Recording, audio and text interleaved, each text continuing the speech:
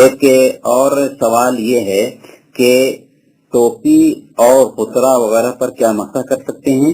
اسی طرح سے اگر امامہ پہنے ہوں یا عورت نے اپنے سر پر دوپٹہ باندھ رکھا ہے تو کیا اس پہ مسح کر سکتی ہے؟ ٹوپی اور غترہ وغیرہ پر مسح کرنا جائز نہیں ہے، کیونکہ مسح کے لیے کوئی ایسی پریشانی نہیں ہوتی ہے کہ اس کو ہٹا لیا جائے۔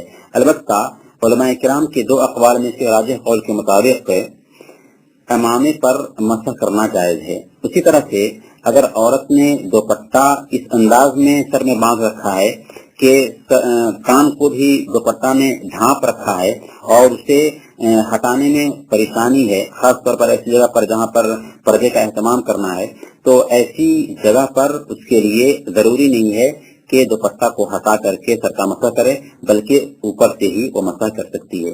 اس کی دلیل اللہ کے نبی صلی اللہ علیہ وسلم کی وہ حدیث ہے، صحیح بخاری اور مسلم کی روایت کے مطابق مغیرہ بن شعبہ رضی اللہ تعالیٰ عنہ بیان فرماتے ہیں کہ اللہ کے نبی صلی اللہ علیہ وسلم نے وضو کیا اور پھر پیشانی اور امامے پہ مسح کی۔